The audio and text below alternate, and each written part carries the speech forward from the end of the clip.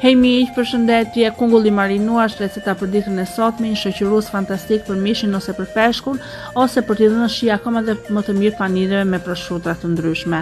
Ju ruajini recetën dhe shpërndani me miqtë tuaj sepse vërtet ja vlen. Kungullin e pastrova nga të dy anët dhe me ndihmën e një qirrusi patatesh e griva përse gjati tepër holl, nëse nuk ju ndodhet një tillë, shumë mirë mund të përdorni dhe një thik.